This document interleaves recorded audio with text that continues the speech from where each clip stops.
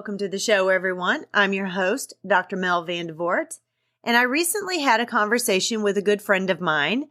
His name is J.P. Prezzavento, and he currently serves as the Chief Technology and Communications Officer for a suburban school district where he oversees the instructional and informational aspects of technology, as well as the district's comprehensive communications program. JP has spent his career serving the students and staff of his school district, first as a high school English language arts teacher, then as the Instructional Technology Coordinator, and now he currently serves as the district's Director of Communications. He has a wide variety of experience presenting to local, regional, and national audiences on a wide range of topics. JP is passionate about leveraging technology to amplify the voices of students and staff members in his community and helping to elevate public schools by telling the stories of the great things that happen in classrooms each and every day. JP has always been one of my favorite tech people, and I've learned so much from him just by looking at his social media, and we had some classes together. We actually took our Instructional Technology Master's courses together. So it's my pleasure to have talked to JP and had a great conversation with him.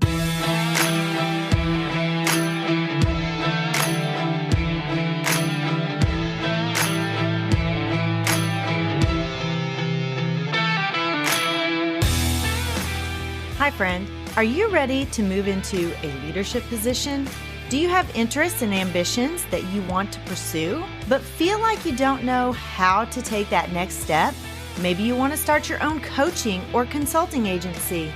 I'm Mel, and I help educators define their career path through correct mindset, knowing your options, and getting prepared for your career transition. I will show you how to level up your leadership skills, share your expertise in a new way, create impact on a larger scale, and put your leadership in motion. As an educator for over 20 years, I started to feel underused and like I had more to give. I knew when the time had come for me to leave the classroom and affect change on a larger level. Now, I'm ready to help you determine where your talents and skills mesh with your passions and interests, put your leadership in motion, and move into that next phase of your educational career journey.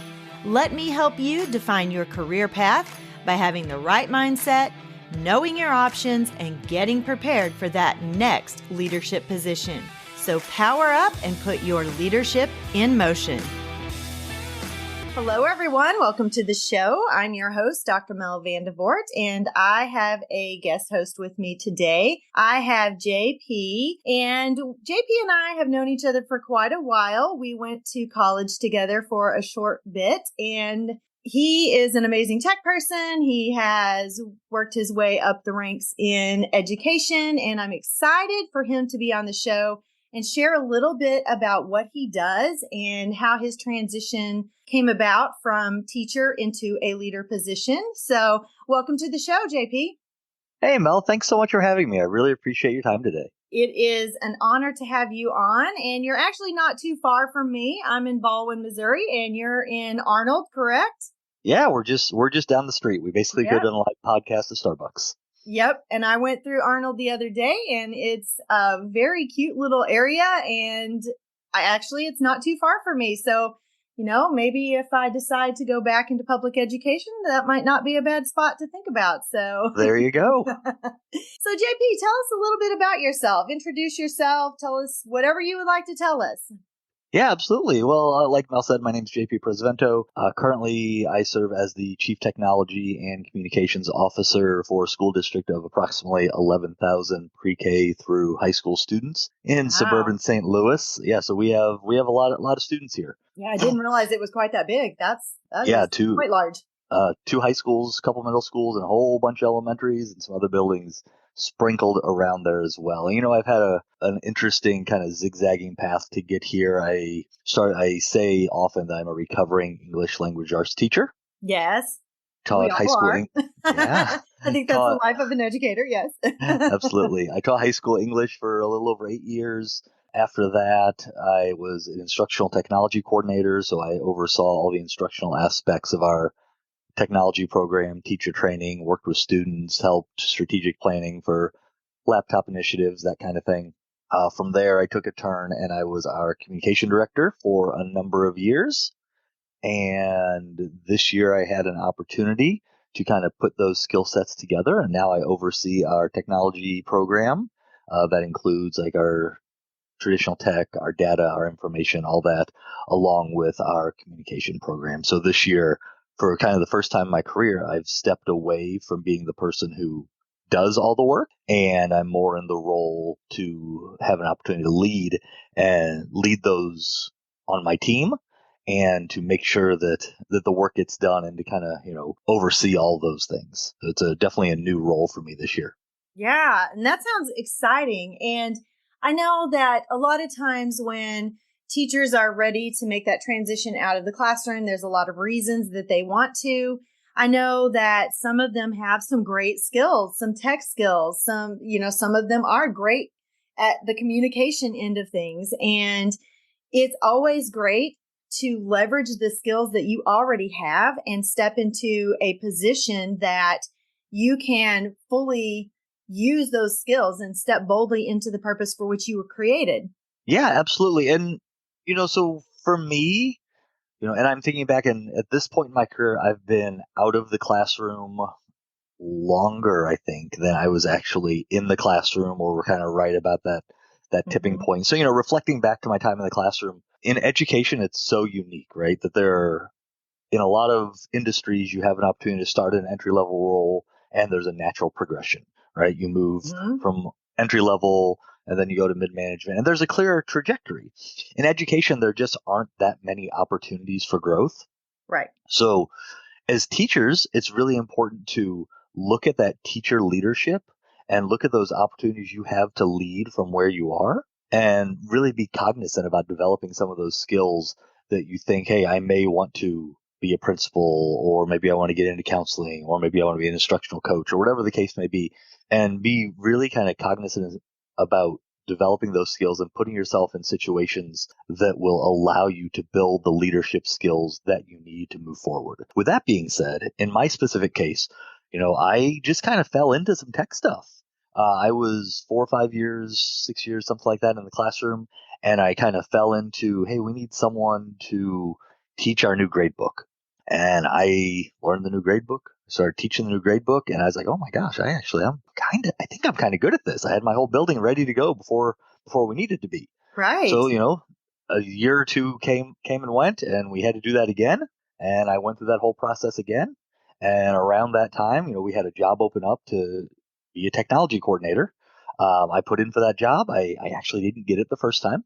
We hired someone else, so I kept taking on some of those leadership roles, doing more training, more PD, and just kind of honing those skills. And then when the time came, it actually came pretty quickly after that, a year or so later, that they needed someone else to fill that role.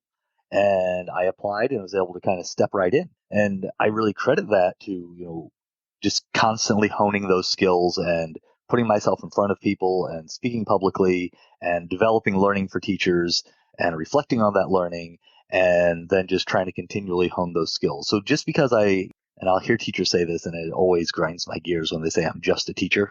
Your me listeners, too.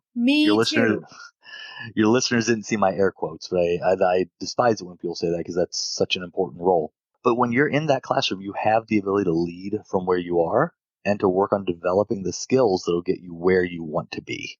That is really some great advice. As a matter of fact, yesterday I did an ed camp session at the school where my children used to go to school. My best friend is a principal and the curriculum director and professional development. She wears many, many hats there. And that was exactly what I was talking about, leading from your current position and stepping into those different areas that you can really hone your leadership skills. And that is when you said just a teacher, that is one of the things that really irritates me the most also is when people say, well, I'm just a teacher. What do you mean just a teacher? If we didn't have teachers, we wouldn't have education. I mean, you are way more than just a teacher. You are a leader from where you are. You are teaching leadership skills to your students, and you are honing your own leadership skills in the process. So I agree with you wholeheartedly on that. One of the things that I really encourage the people in my session to do yesterday was to seek out those opportunities to lead from your current position and really grow those skills. So I am in total agreement with that. And I love that you said that. It helped me remember the things that I said yesterday. And when you were talking about leveraging your skills and you thought you were really good at it and stuff, I remember when we were in class over the summer at SBU and I was new to the world of Twitter and you were like, no, we do this and this and this. And I'm like, I can't even keep up. And this is instructional technology and I couldn't keep up. But I've kind of mastered the Twitter world now. So right when they change names, you get good at it. I know, right? So tell us a little bit more about, you were talking about leveraging your skills. Can you expand on that a little bit more and how you really use that to move into those different roles and continue to step up on the ladder into different roles throughout your career? Yeah, absolutely. So like I said, when I was in the classroom, I did as much PD as I could. Like I did a lot of learning for myself. I went to events. I tried to talk to people who had roles that I wanted to have, right? Yes. And I think it's cheesy when they say, "Oh, just go have coffee with someone. They love to talk." But that's true, right? If there's someone who you really respect and who you want to learn from, reach out to them. Send them a text, send them an email, hit them up on the Twitter X machine, whatever, and have a conversation. Say, "Hey, can we have some coffee? I'd love to chat more." So I tried to surround myself with those people who were doing the things that I wanted to be able to do. And even when I left the classroom and I started my first role in instructional technology, I put a lot of value into that, and I still do to this day. I put a lot of value in networking and connecting and having conversations with people who have more experience than I do. Mm-hmm. That's something that I see so much value in. Just that idea of connecting with professionals, people who have done what you want to do, what you aspire Mm-hmm. to do, and being able to learn from their ideas and their experience. Because experience really is one of the best teachers we can have. Yes. But when you don't have that experience, you have to rely on the experience of others a little bit. So I kind of stepped into instructional technology, and as I was doing that role, I did a lot of teacher training, did a lot of teacher PD, did a lot of work with students, and then I also kind of started helping our communications person with some things. Like we would kind of mix the communication and the tech side. I did a lot with social media then, and an opening came up in communications, and I threw my hat in. And next thing I knew, I was the director of communications for my local school district. Same school district I've been in my entire career. I've never left. So it was just those skills that I had been honing that I thought, hey, maybe these will be useful as I step into another role. So it's something that I didn't even know I was getting ready for. It was just, I found a natural progression. In that particular case, there were a couple different jobs that would feed into school communications. And one of them was, I did instructional technology.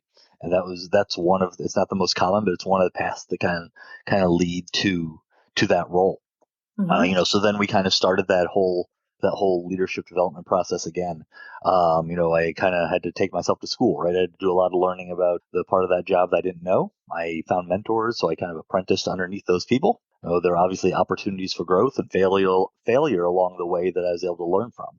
Mm-hmm.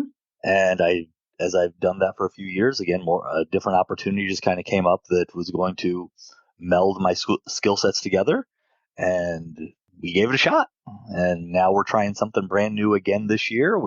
I have amazing teams that work with me that get some stuff done, and I'm able to hopefully lead and create. Now I look at kind of how do I create more leaders and more people to kind of learn up and level their own careers up.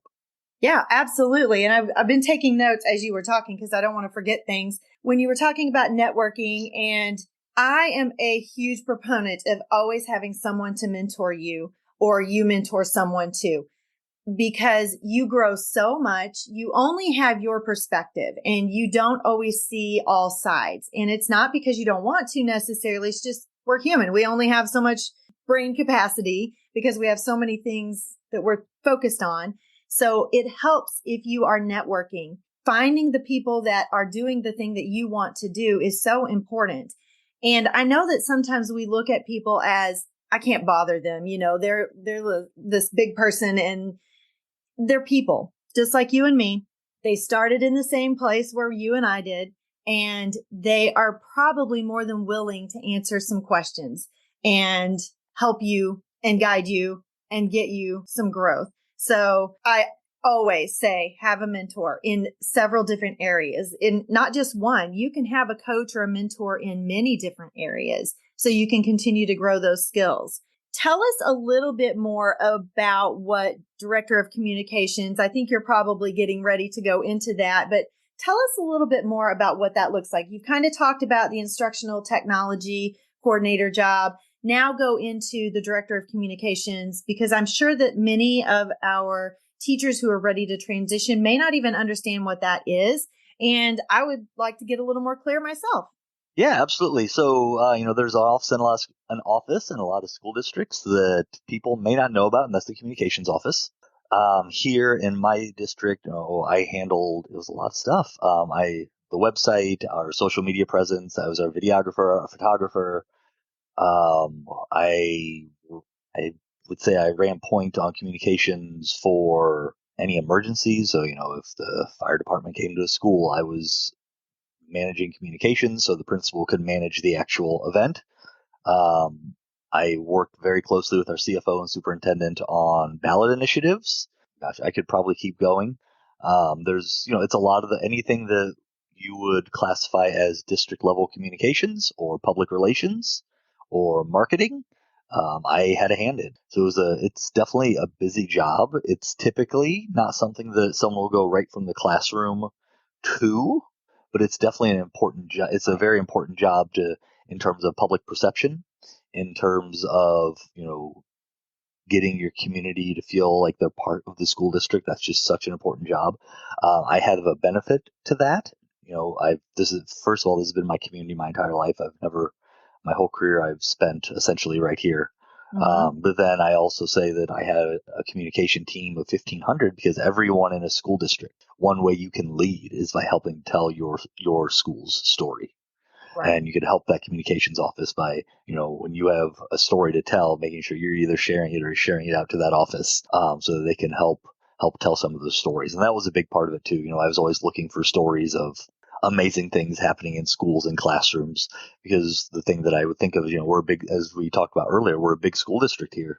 And sometimes people say, oh, it's just this big school district that doesn't care about people, or whatever the case may be. And that's a pretty common narrative with larger school districts. But Right. kind of breaking that wall down and saying, we're not just a big school district. We have this teacher right here whose kindergarten class worked with the middle school class to make little monster drawings into little monster stuffed animals after reading a book.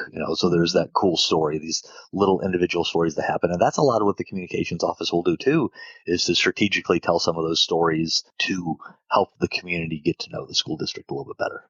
Yes, exactly. And that is always so important, to really immerse yourself in your district and become part of your district, and not just a teacher, but own it, be proud of it, and let the world know I am a teacher. And when I was a teacher in the classroom, I kind of wore it as a badge of honor. And people would say, well, what do you do? And I proudly would say, I am a teacher. And I loved the job so much that was who I was. It wasn't just a job to me. It was part of my identity. So own it and be proud of it. You are not just a teacher. You are shaping the future leaders of America and of your community, and probably of your own district, because some of those students are going to stay in your district and grow into those jobs. It's a wonderful thing to see that and see the progression of your students as you are progressing yourself. So wonderful. JP, I would love if you would give my audience one last tidbit of information or wisdom on when they're ready to step from the classroom into a leadership position. Give us one good word of wisdom. When I think about stepping into a leadership role, right, I think about being ready. Mm-hmm. And an idea that is shared around a lot, is, at least in circles I run in, is when are you ready to take that next step? Mm-hmm. Like, if you want to put data to it, I'd say if you can do 80% of that person's job or that role's job, you're ready. we are more ready to take on leadership than we realize we are. And sometimes it's just believing in yourself, Yes. believing in your skills, and believing in your training. And Yes. half the battle is that battle with yourself, the mental battle that you're going to fight to Yep. say, I'm ready for this because I have had X, Y, and Z experience, and I have led through those experiences, and that is preparing me to take the next step. Yes, exactly. And this week, I am actually presenting at a summit, the Influential Entrepreneur Summit, and that is exactly what I'm talking about. It is believe to achieve, and your mindset is the biggest obstacle sometimes to your success, because we all suffer from imposter syndrome and fear and all of those things that hold us back from stepping fully into our purpose. So I love it. Thank you so much. I am so happy that you came on today. Thank you for being willing to take some time out of your day. I see that you're at work right now, and I know that you are probably super busy, and I am sure my audience appreciates it as well. Oh, it's absolutely my pleasure. I appreciate you reaching out for me to come on, Mel. JP, if anybody would like to connect with you, what is the best way that they can do that? Yeah, absolutely. Across social media, I am at JP Prez. That's at JPPREZZ. Wonderful. And I will have all of that information in the show notes for you, so you can find him very easily. Thank you so much again, and have an amazing day, JP. And Likewise. listeners, you have an amazing day too. And thank you for joining, and I will catch you next week. Bye-bye.